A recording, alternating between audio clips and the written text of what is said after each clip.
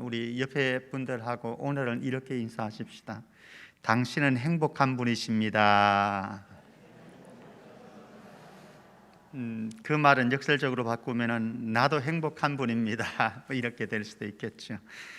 모두가 행복했으면 좋겠습니다.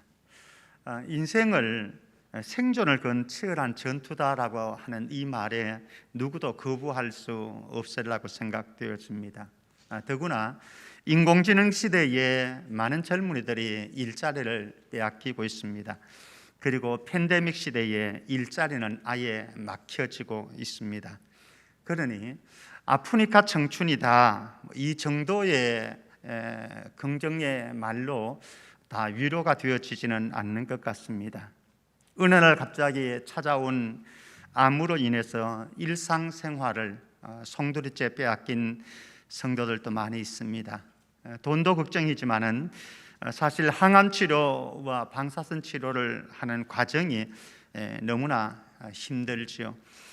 치료 과정을 다 거쳤다고 손치더라도 예전 같지 않은 삶의 질을 잃어버려서 참 실망이 되고 좌절감이 느껴질 때가 아마 수없이 많으리라고 생각됩니다. 그야말로 살아내는 것이고 버텨내는 것, 이것이 우리네 오늘날의 삶을 대변해 주는 표현이 아닌가 생각을 합니다. 그런데 오늘 29절 말씀 한번 주목해 보십시오.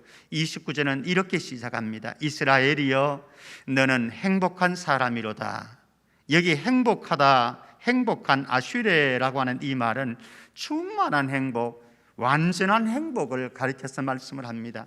우리가 겪는 이런 작은 한순간의 일순간의 이런 행복이 아니고 충만한 행복, 그리고 완전한 행복, 하나님이 주시는 은총 속에서 누리게 되어지는 그런 행복감을 아슈레라고 표현을 합니다.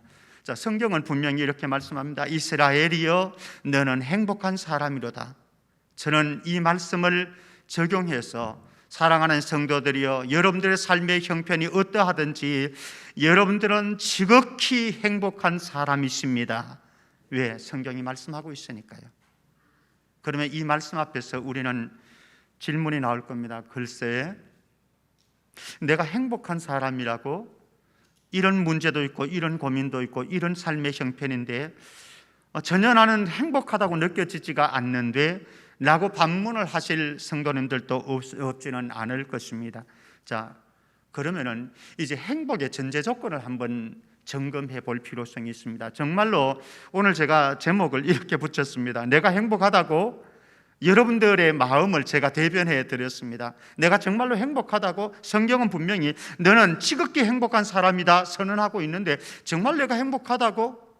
내 삶이 그렇게 내가 만족할 만하게 행복하다고 말할 수 있는가? 이런 마음인 거죠. 저도 그럴 수 있고 여러분들 모두가 아마 대부분이 팬데믹 속에서 살아가는 우리 모두의 공통적인 그런 반응 양식이 아니겠는가 생각을 합니다. 자, 그러면은 우리가 행복이라고 말하는 전제 조건을 한번 점검해 볼 필요성이 있습니다. 저는 이제 오늘 행복론을 말하기보다는 오늘 본문 속에서 우리가 어떻게 행복한 사람인 것을 알고 또 어떻게 행복을 추구하며 어떻게 행복을 누려가며 살 수 있을 것인가에 초점을 맞추고 들어가려고 합니다.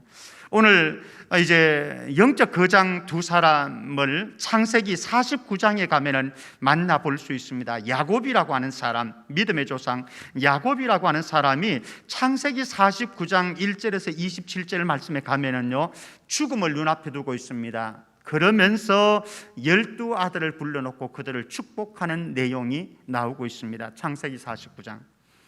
오늘 신명기 33장 6절에서 25절 본문이 나오는 그 앞에 단락에서는 모세, 영적 거장인 모세가 역시 죽음을 눈앞에 두고 있습니다. 그러면서 이스라엘 지파들을 향해서 축복하는 축복의 내용이 담겨져 있습니다. 야곱이나 모세나 하나님의 사람으로서 영적인 거장으로서 하나님 앞에 아름답게 쓰임을 받았던 사람들임에 분명합니다. 오늘 말씀에는 마지막까지 사명을 감당하기 위해서 애쓰는 모세, 그리고 창세기에는 야곱의 모습을 볼 수가 있습니다. 오늘 모세는 이 본문 속에서 몇 가지 모습이 나타납니다. 첫 번째, 이 모세는 죽음이라고 하는 인간의 한계 상황 앞에서 고별 설교를 하고 있습니다. 이제 얼마 있지 않으면 죽습니다. 인간의 죽음이라고 하는 인간의 한계 상황, 죽음밖에 없겠습니까? 인간의 한계 상황이라고 하는 것이 수없이 많이 있습니다. 아마 오늘 또 우리는 팬데믹이가 코로나19라고 하는 이 한계 상황 앞에서 무기력한 모습으로 이 민족이 K방역을 자랑하던 이 민족이 무기력한 모습으로 통제하지 못하는 이런 모습으로 서 있는 거죠. 죽음이라고 하는 인간의 한계 상황 앞에 직면하는 것, 이것이 인생인 거죠. 두 번째로 이 모세는 이스라엘의 미래와 행복을 하나님의 손에 의탁합니다. 왜? 내가 한계 상황을 가지고 있는 존재이니까. 여러분들 그렇지 않습니까? 여러분들 스스로를 책임질 수 없는 존재이기 때문에 우리의 미래와 우리의 행복을 어디에다가 의탁하는가 하면 하나님의 손에 의탁합니다. 하나님의 손에 의탁하면서 세 번째로 이 모세는 하나님의 도움과 축복을 간청을 합니다. 물론 이스라엘 백성들을 향해, 후손들을 향했었죠. 그들을 향해서 하나님의 도움 없이는 안 됩니다. 그래서 하나님 축복해 주시옵소서, 그 간청하는 내용이 오늘 말씀입니다. 그렇게 본다면 인생 행로를 이렇게 표현해 볼 수 있을 것 같습니다. 인간의 한계 상황, 여러분들이 직면해 있는 오늘 현실입니다. 인간의 한계 상황, 이 속에서 절망하고 때로는 불평하기도 하고 때로는 한계 상황 속에서 우리는 눈물을 흘릴 때도 있습니다. 그런데 이 인간의 한계 상황 속에서 우리가 선택할 것은 무엇인가 하면 하나님 손에 의탁함이라고 하는 거죠. 우리의 삶의 모든 문제를 하나님의 손에 의탁합니다. 하나님의 손에 의탁하면서 우리의 영혼의 간구가 있습니다. 우리의 입술의 간구가 있습니다. 하나님 도와주옵소서. 하나님의 도움과 하나님의 축복을 간구함, 이것을 통해서 우리는 무엇을 누리게 되어지는가 하면 행복감을 누리게 되어진다라고 하는 거죠. 여러분들 인생 행로를 한번 점검해 보시죠. 어쩌면 오늘 여러분들은 인간의 한계 상황 속에 처해 있는지도 모르겠습니다. 그 속에서 여러분들 어떻게 하고 있나요? 하나님의 손이 보이고 있나요? 하나님의 손에 의탁했나요? 여러분들의 인생을, 여러분들의 문제를. 그리고 그 의탁하는 그 표현으로서 하나님 나를 도와주시고, 하나님 나를 축복해 주시고, 우리 가정을 축복해 주시고, 이 민족을 축복해 주시옵소서 기도하고 있나요? 기도하는 그 과정 속에서 여러분들이 행복을 경험하고 계시나요? 우리 모든 성도들이 이 인생 행로를 잘 볼 수 있었으면 좋겠습니다. 끝없이 우리는 한계 상황 속에 놓여집니다. 그러나 그것을 가지고 내가 몸부림치는 인생이 아니라 하나님의 손에 의탁할 수 있기를 바랍니다. 하나님의 손에 의탁하면서 우리가 해야 할 일은 하나님 앞에 축복과 은총을 간구하는데, 그 간구하는 기도의 과정 속에서 여러분들이 하는 하나님의 위로도 경험하고 행복도 경험할 수 있기를 주님의 이름으로 축복합니다. 신명기 신학은요, 약속의 땅에서, 가나안 땅이죠, 약속의 땅에서 누릴 축복을 두 가지로 크게 대별해 줍니다. 하나는 물질적인 축복과 번영을 말씀해 주고 있고, 또 하나는 원수로부터 보호와 안정을, 원수로부터, 대적들로부터 보호받고 안정된 삶을 누리게 된 것을 이제 신명기 신학 전체에서는 표현해 주고 있습니다. 그러면서 신명기에서 말씀해 주려고 하는 것은 무엇인가 하면요, 이스라엘 백성들이, 언약 백성들이 누릴 미래의 행복이라고 하는 것이 어디에 있는가라고 하는 것입니다. 그것은 하나님의 섭리적인 은총에 절대적으로 의존한다. 우리는 생각할 때에 내가 열심히 노력하고 내가 애를 쓰고 내가 수고하는 만큼 내 인생은 행복할 것이라고 생각하는데, 물론 그것도 무시할 수는 없겠죠. 그것도 필요하겠죠. 자연적인 은총, 자연 은총 속에서 필요하겠죠. 그러나 신명기에서 말씀하고 있는 것은 그것이 아니다. 너희들의 행복한 미래는 사람의 손에 달려 있는 것이 아니고, 너희들의 노력에 달려 있는 것이 아니고 절대적으로 하나님을 의존하는 데 달려 있다. 이 메시지를 선포하는 것이 신명기 신학입니다. 그렇게 볼 때에 여러분들의 행복을 어디에서 찾고 있는가? 여러분들의 행복을 지금 어디에서 찾고 계십니까?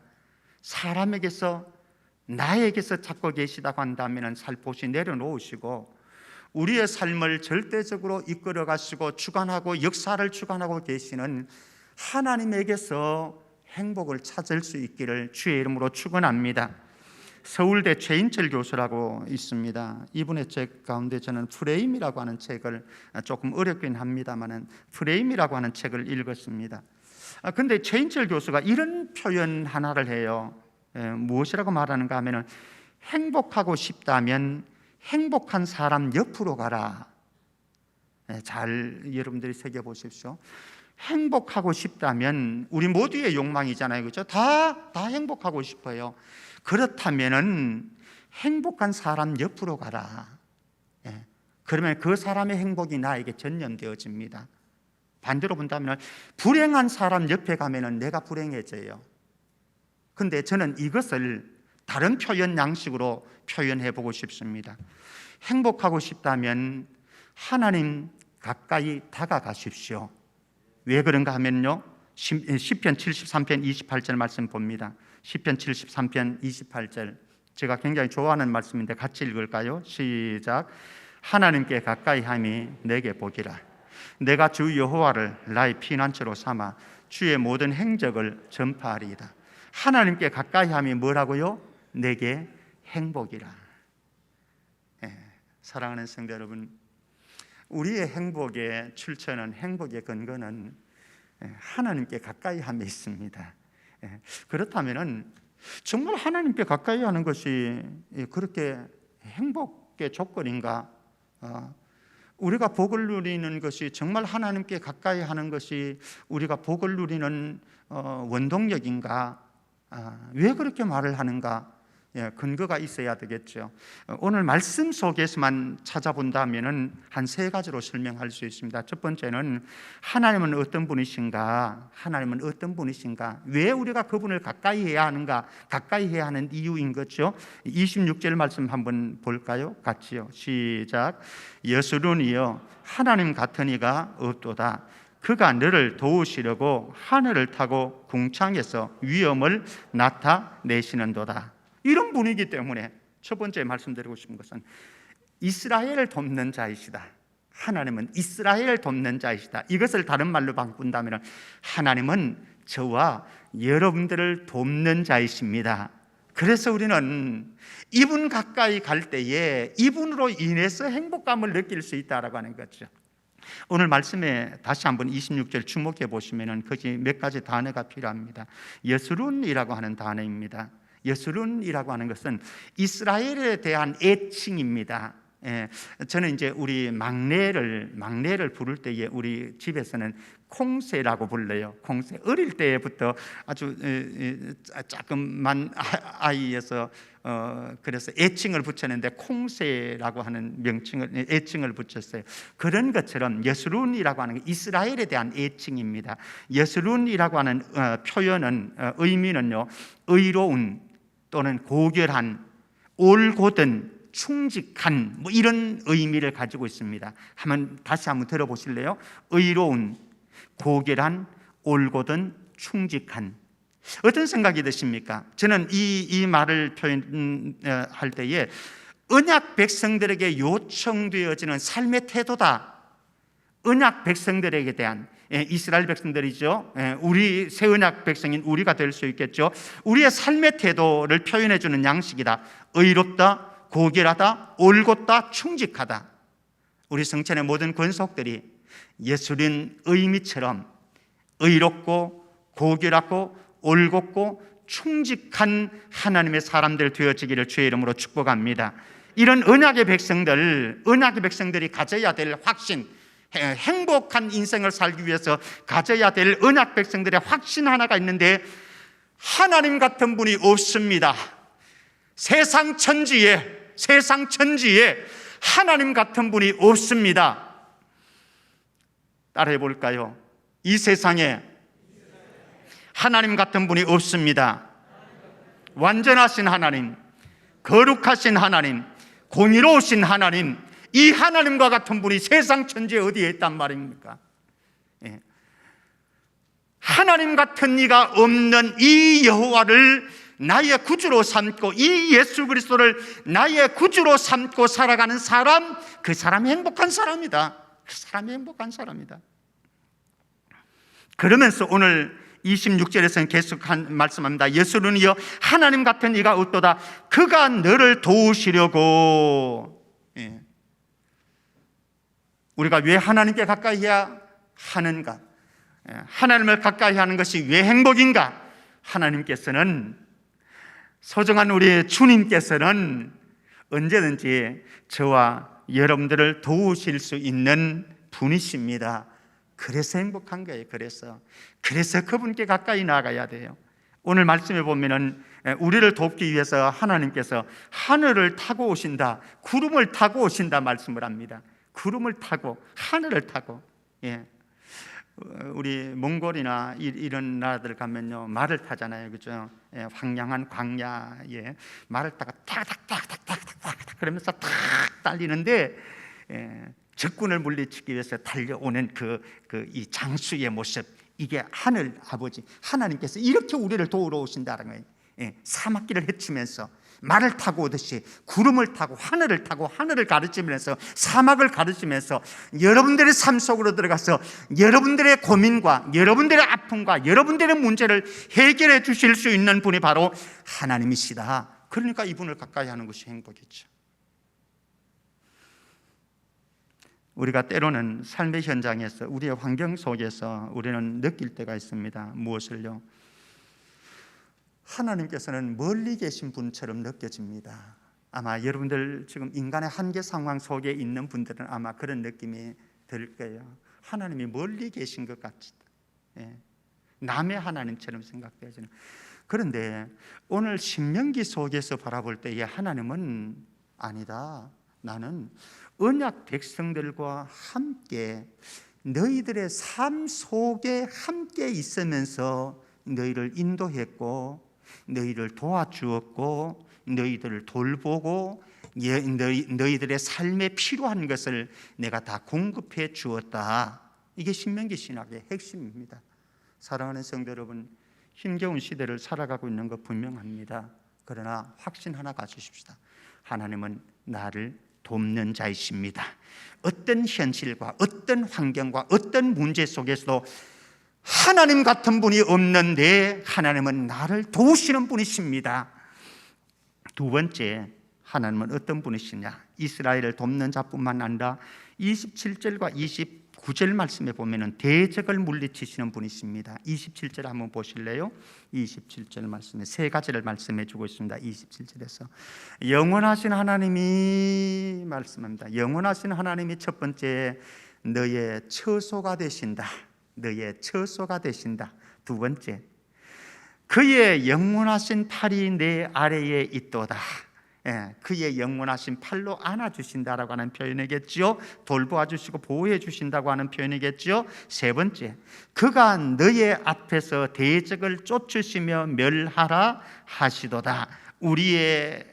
우리가 섬기는 하나님은 전사로서, 아주 싸움을 잘하는 전사로서 대적을 멸하시는데 우리 앞장서 가시면서 대적들을 멸하시는 분이시다. 29절에 가면은 또 하나 더 말씀을 해줍니다. 29절 말씀 봅니다. 29절 같이요, 시작. 이스라엘이여 너는 행복한 사람이로다. 여호와의 구원을 너같이 얻은 백성이 누구냐? 그는 너를 돕는 방패시요 내 영광의 칼이시로다. 내 대적이 내게 복종하니 내가 그들의 높은 곳을 밟으리로다. 아멘. 오늘 하나님을 어떻게 표현합니까? 너를 돕는 방패라고 말씀합니다. 전사가 방패가 있어야 되겠죠, 그죠? 그래야 상대방 공격해 올 때 막을 수 있겠죠.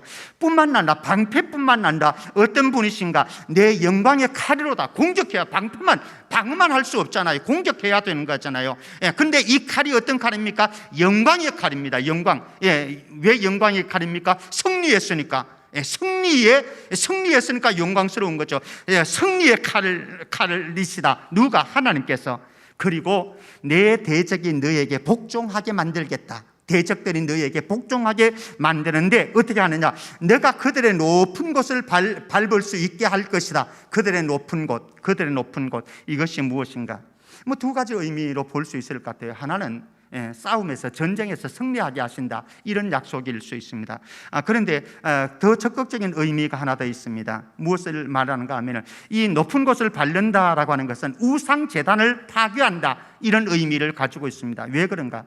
이 높은 곳이라고 하는 것이 바모트라고, 히브리어로 바모트라고 하는데 바마의 복수형입니다. 이 바마라고 하는 것은 무엇인가 하면, 가나안에 있는 향토 제단, 우상이 제단 있죠.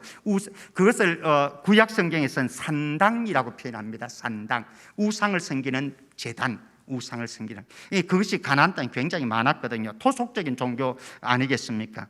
그런데 그 높은 곳, 산당을 밟으신다 말씀합니다. 이게 무슨 말씀입니까? 너희들이, 가나안 백성들이, 가나안 원주민들이 섬기고 있는 너희들의 원수들이 섬기고 있는 신들이 있는데, 그 신들에게 제사하는 산당이 있는데 그 산당을 파괴해버리겠다 말씀을 합니다. 누구가? 여호와 하나님께서. 다시 말씀을 정리하면 27절에서는요, 영원하신 하나님이 어떤 분이시냐? 이스라엘의 처소가 되시고 영원한 팔로 우리를 보호해 주시고 전사가 되셔서 우리를 대적하는 원수들을 멸하시고, 그리고 그분은 우상들을, 그들이 섬기고 있는 신들을 다 멸하고 그들이 섬기는 우상제단들을 다 멸해버리실 것이다, 이렇게 말씀을 하고 있습니다. 사랑하는 성도 여러분, 우리가 살아가다 보면은 우리 인생 속에 대적이 많이 일어날 수 있습니다. 여러분들을 괴롭게 하는 어떤 세력들이, 사람들이, 상황들이 있을 수 있습니다. 그러나 그것만 바라보지 마시고 이것을 통제하시고 이것을 다스려 가시고 이것을 대적하시고 이것을 멸하시고 파괴하실 수 있는 하나님을 바라볼 수 있기를 바랍니다. 그분이 여러분들을 위해서 싸우신다라고 말씀합니다. 여러분들을 위해서 싸우신다. 그리고 세 번째, 28절 말씀 보십시다. 28절 말씀, 하나님은 이스라엘을 돕는 자이시고 대적을 물리치시는 분이시고, 세 번째는 28절 말씀 보면 안전과 풍성케 하시는 분이시다 말씀합니다. 28절 볼까요? 이스라엘이 안전히 거하며 야곱의 셈은 곡식과 새 포도주의 땅에 홀로 있나니 곧 그의 하늘이 이슬을 내리는 곳에로다. 여기 보면은 이스라엘 백성들을 안전하게 거한다 말씀합니다. 여러분들의 안전이 어디에 쏜다고 생각하십니까? 성을 든든히 쌓으면 되겠습니까? 성곽을 높이면 되겠습니까? 칼과 방패를 준비하면 되겠습니까? 아니다라고 하는 것이요.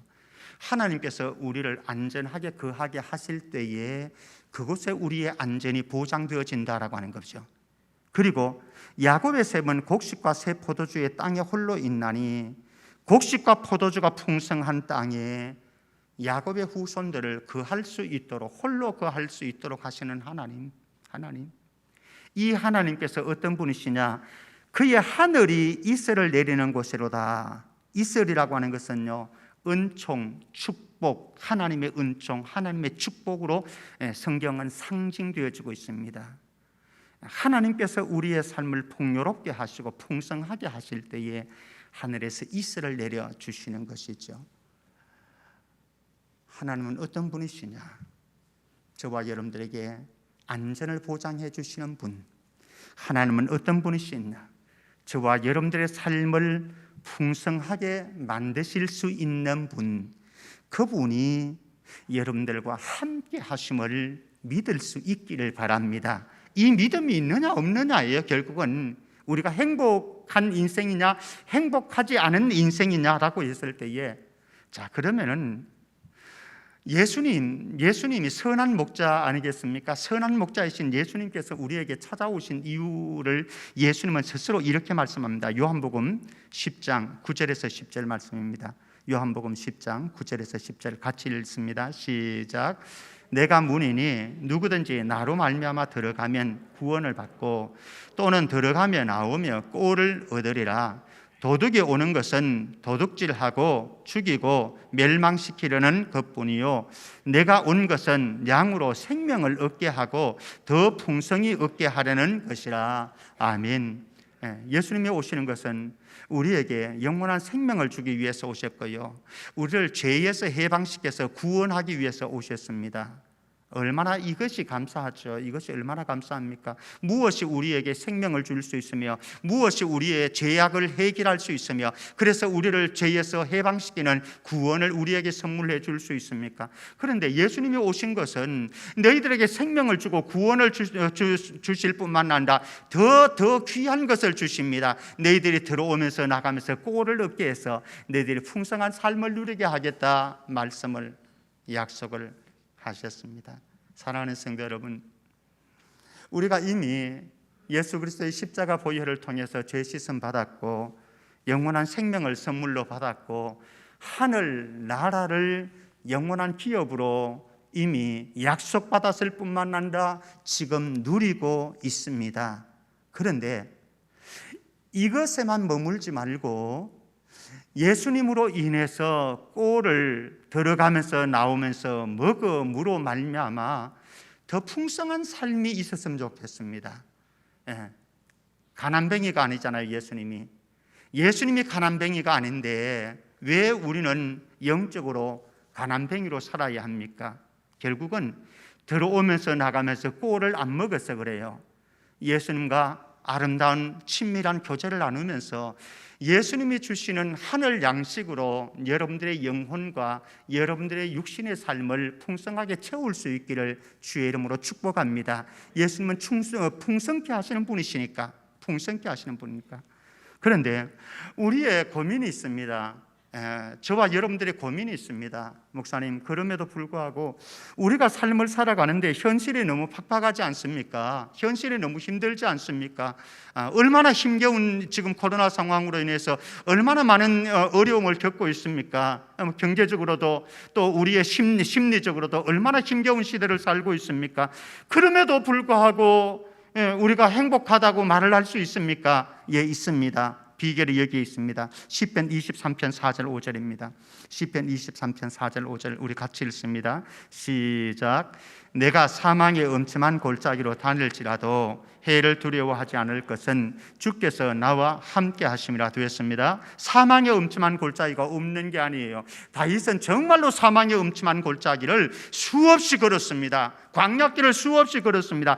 그런데 다윗이 어떻게 행복한 인생이라고 말할 수 있는가? 인간적인 조건을 보면 도저히 행복한 사람이라고 말할 수 없는데 그는 행복했던 이유가 주의 지팡이와 막대기가 나를 아니하시나이다. 주께서 내 원수의 목전에서 내게 상을 차려주시고 기름을 내 머리에 부으셨으니 내 잔이 넘치나이다. 내 잔이 넘치나이다. 내 잔이 넘치나이다.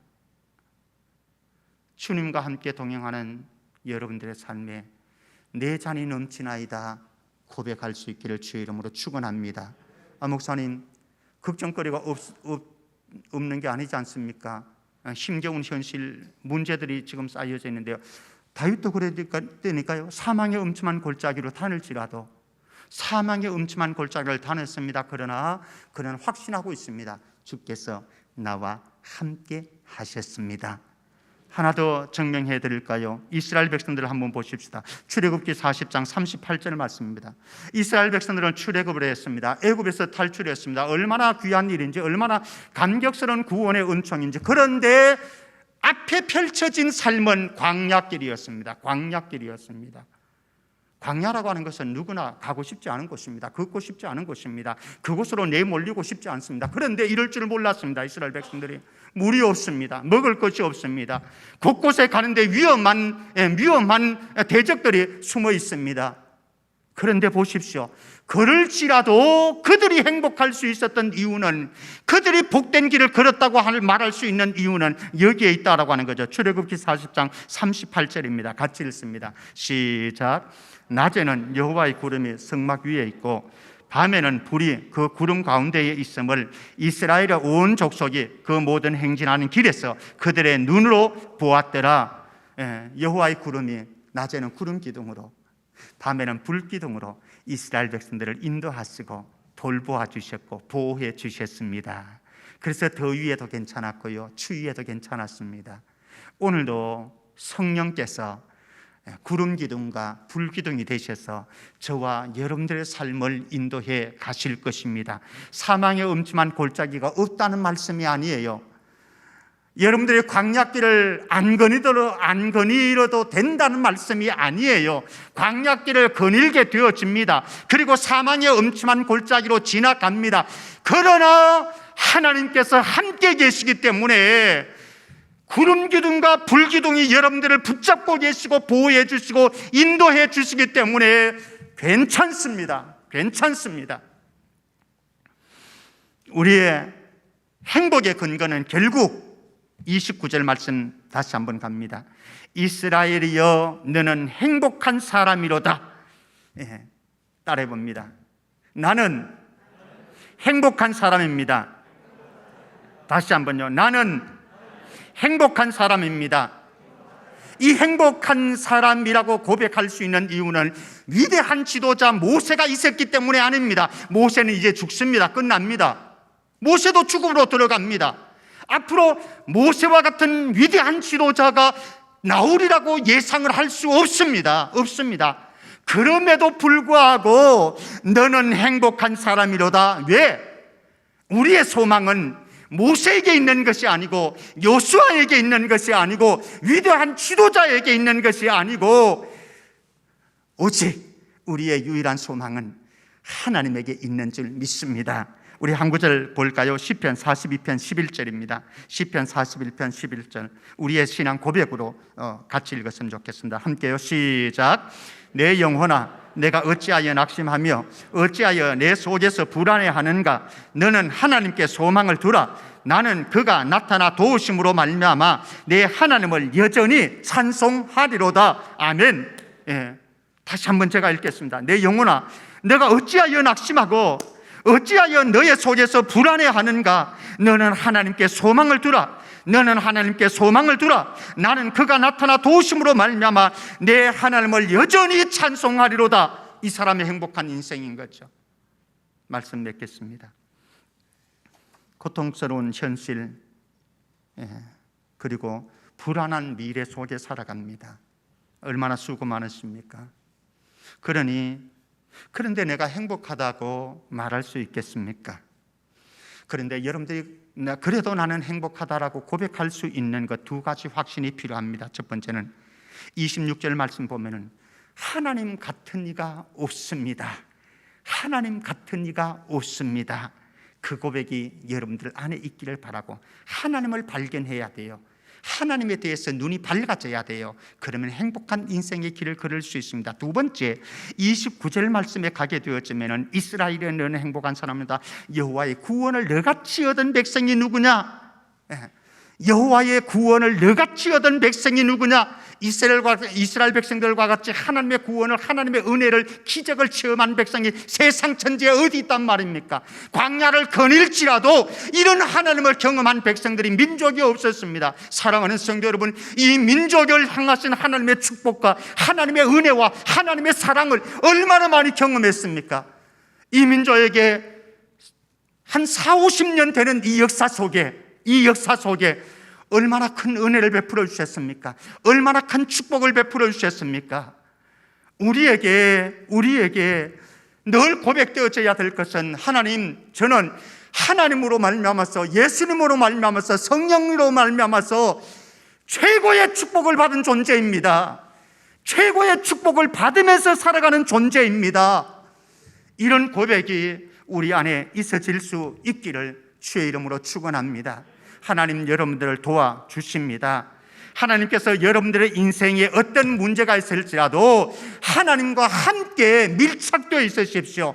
하나님을 구하고 하나님께 가까이 가서 여러분들의 고민과 문제 속에서 오히려 하나님께서 내 기도를 들어주십니다 고백하며 한 주간도 행복한 사람으로, 행복한 백성으로, 행복한 자녀로 승리해 갈 수 있기를 주의 이름으로 축원합니다. 하나님 아버지, 말씀 기억하며 이스라엘 백성들을 향한 모세의 음성이 우리 모두에게 들려지게 하여 주옵소서. 나는 행복한 사람입니다. 나는 지극히 행복한 사람입니다. 선포하고 살아갈 수 있도록 우리 모두를 축복해 주옵소서. 거룩하신 예수 그리스도 이름으로 기도합나이다. 아멘.